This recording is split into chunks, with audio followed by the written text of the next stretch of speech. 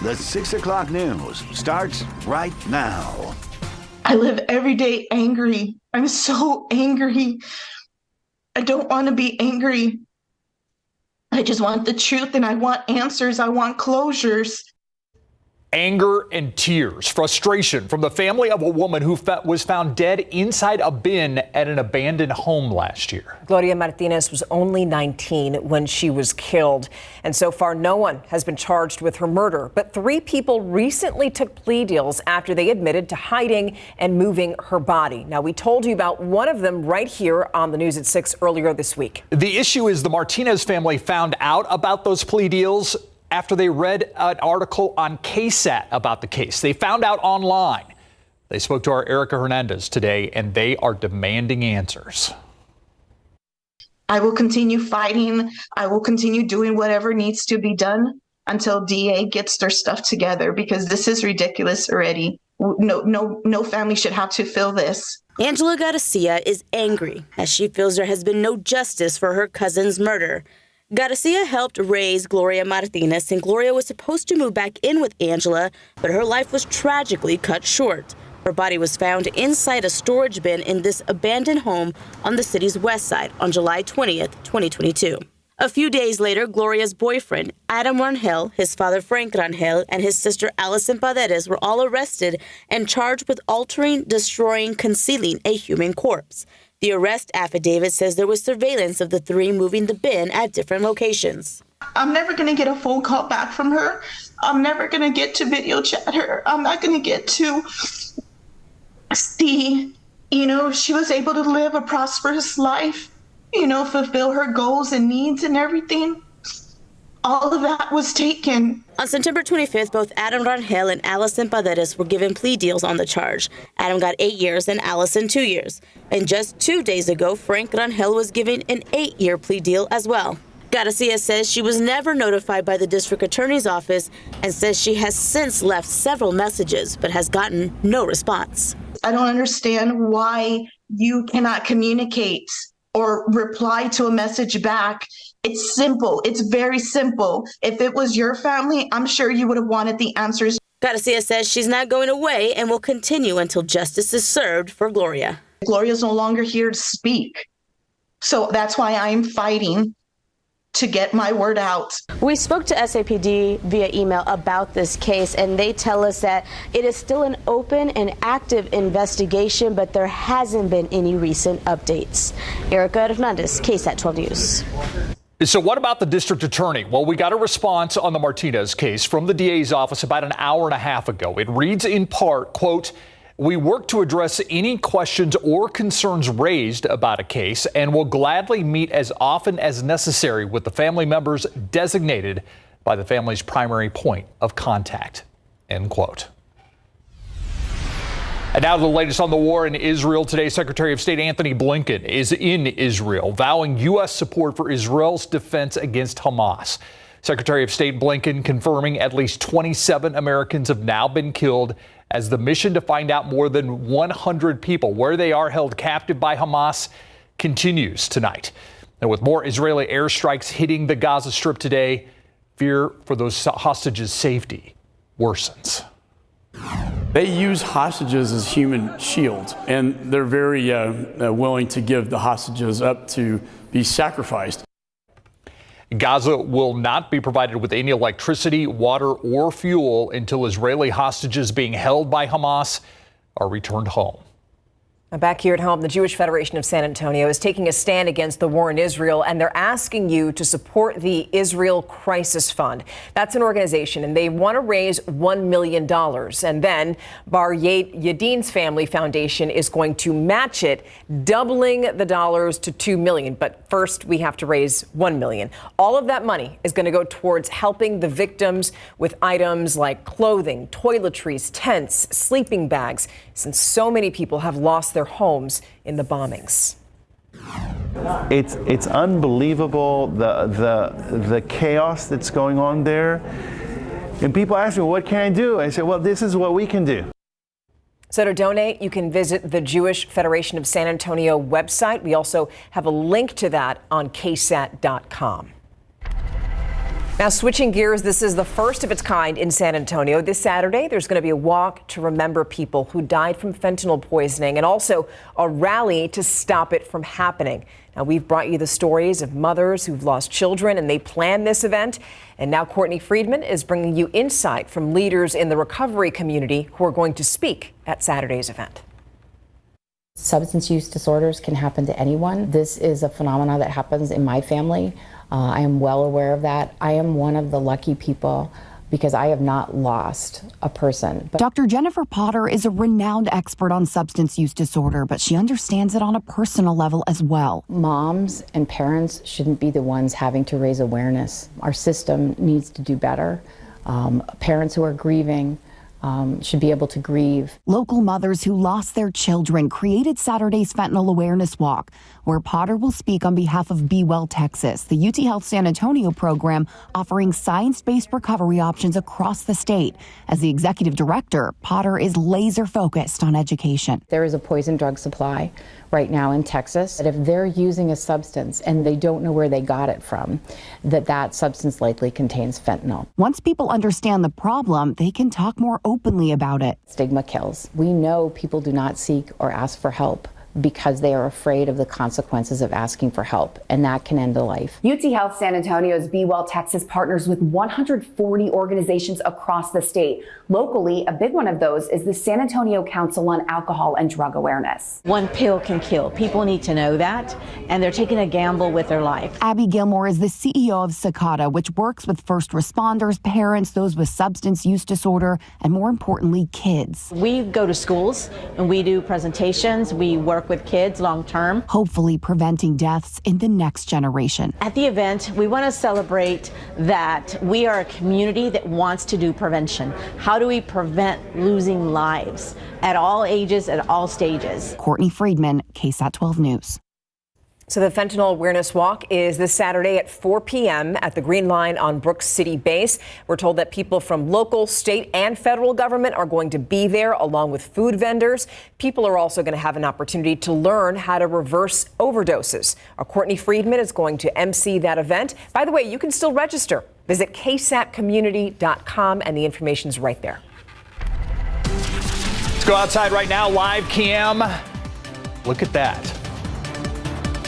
Eclipse mania. Yes. Can you feel the eclipse mania in the air, Adam Caskey? I can smell it in the air. Yes, I can. And of course, we're going to be talking a lot about the eclipse, very in depth, coming up at 6:30 next half hour. Even I'll get into detailed future casts with cloud cover at that point. We have with some weather changes to talk about first. High temperatures today, really dependent on how much sunshine you got. 86 here in San Antonio. Kerrville and Fredericksburg, 79. That's where the clouds really stuck around for a while. Del Rio, however, topped out at 91 degrees. So you can see the difference between the clouds sticking around and a lot of sunshine. We got rid of the clouds here. 86 our high, that's 2 degrees above average. The record 99, set back in 1991. However, I do think we will be dropping below our average of 84 as we get into the upcoming weekend. Humid through the evening, southeast wind 5 to 15. Low clouds redeveloping, and that's going to mean some areas of fog for the morning commute. Just not as bad as earlier today. We'll talk about how much the temperature drops and when the humidity swept away in just a bit. Thank you, Adam. Let's take you to a traffic trouble spot right now. This is southbound 281 at the Quarry. You can see the slowdown right as the bend heads towards downtown. The Quarry Market off to your right there. No major accidents to tell you about. I think it's just, a lot of congestion right now. People getting on and off 281. Traffic, rush hour. Yep. Yeah. When you hear that music, we got to get excited because guess what's coming up? The Dia de los Muertos Festival at Hemisphere Park. My friends, it is weeks away. Happens on October 28th and 29th. What we want you to do is scan that QR code that's right in the middle of your screen. And if you do that, you can get tickets and also just learn more about the festival and what's going to be happening.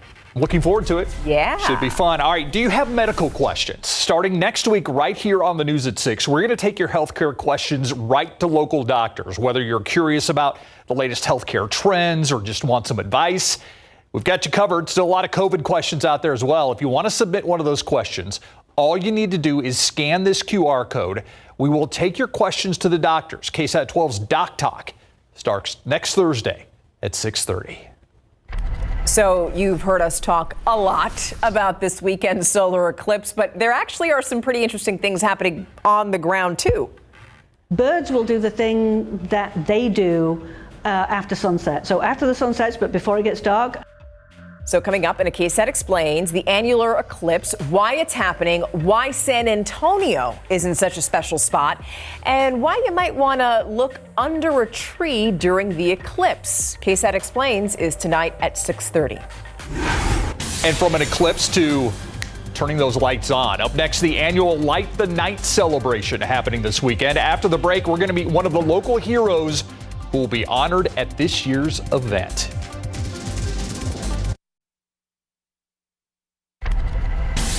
All right, do you want a great view of the annular solar eclipse? You won't have to go far, and that view expected to bring tourists and their money to South Central Texas this weekend. The economic boost businesses are banking on. Plus, Baptist Health Hospital working to find new techniques and technology to detect breast cancer early. We're going to learn about it tonight on the Night Beat. By the way, October, Breast Cancer Awareness Month. The annual Light the Night celebration. It's happening this Saturday. Hemisphere Park will be illuminated with colorful lanterns as people rally together for research, advocacy, and in support of those who are suffering from blood cancer. Such a pretty event. Every year we hear from honored heroes. Our Lee Waldman met with the local honored hero who says that he hopes to be an inspiration for other people who are living with cancer. Let's go Yankees. Don't worry, we know we're in Astros country here, but when the legendary Mark McGwire is shouting out baseball teams, we've got to let him have his time. And this kid is a legend. At the Henry B. Gonzalez Convention Center, that's where we held regionals. And last year we got first place exhibition there.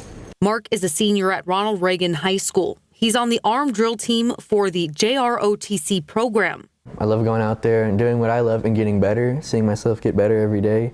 That drill team family and his biological family have been by his side through it all, including his journey with leukemia. It has its toll. You know, I was 12 years old at the time. It was 4 years of chemo. Meeting him today, you'd never imagine what he's endured.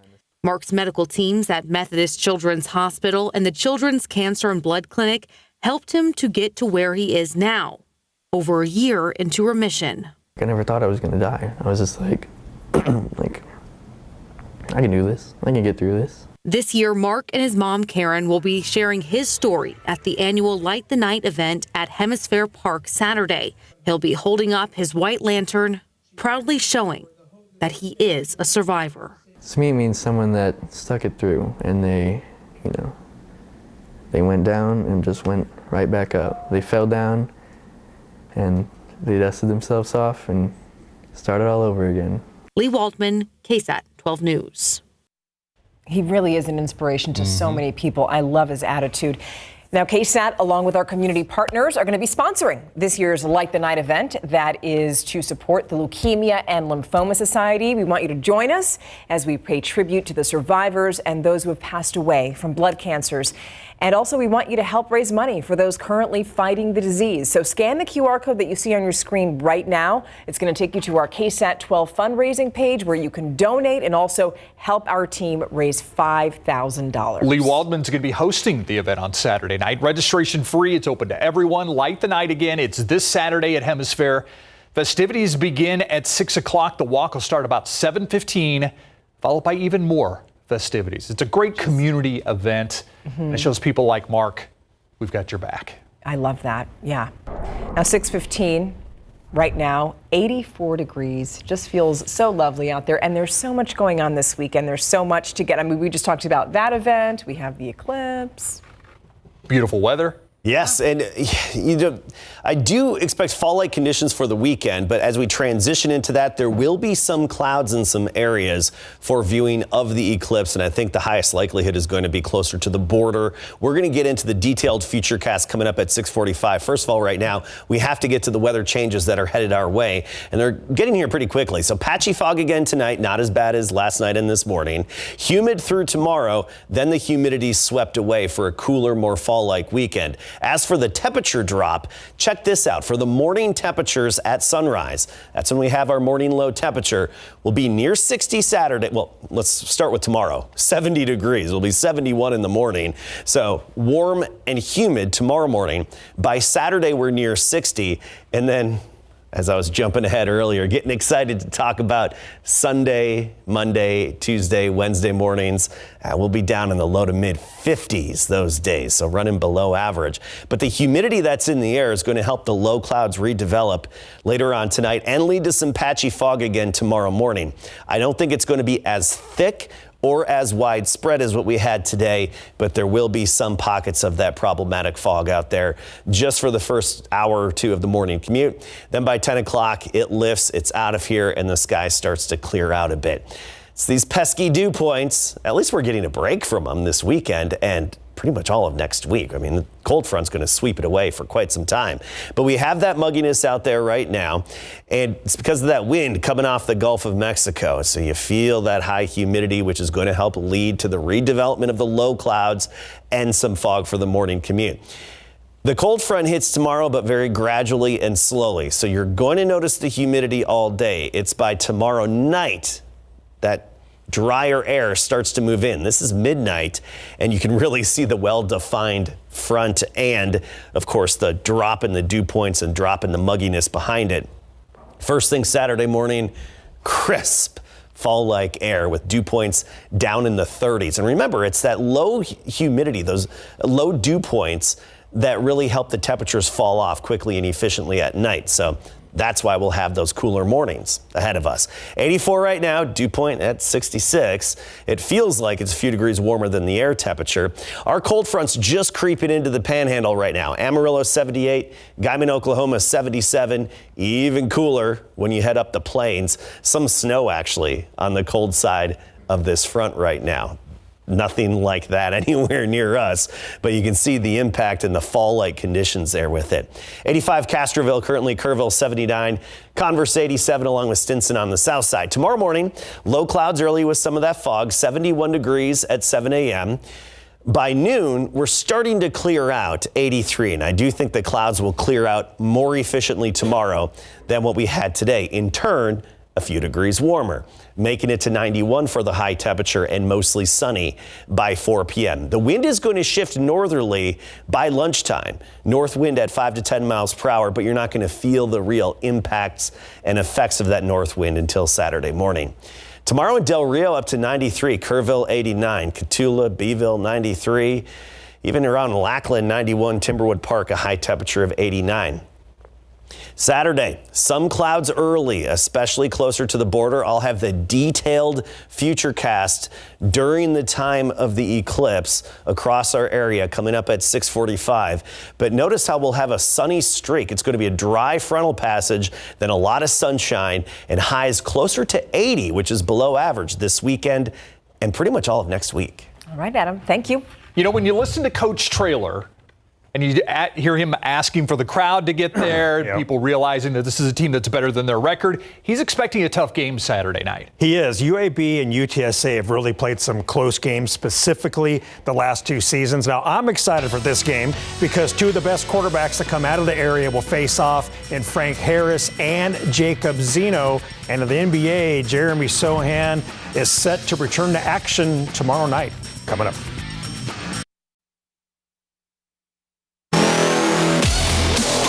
Fan favorite Jeremy Sohan says he's ready for tomorrow night when the Spurs host the Miami Heat at the Frostbank Center. He's been out of action due to soreness. He last played on March 22nd in Milwaukee, and he missed the Spurs' final 9 games last season with knee soreness. Now the Spurs are playing it safe with the 9th overall draft pick from last season, and now he says he's good to go. Mary Rominger caught up with the Spurs at their practice facility on the eve of San Antonio's second preseason game.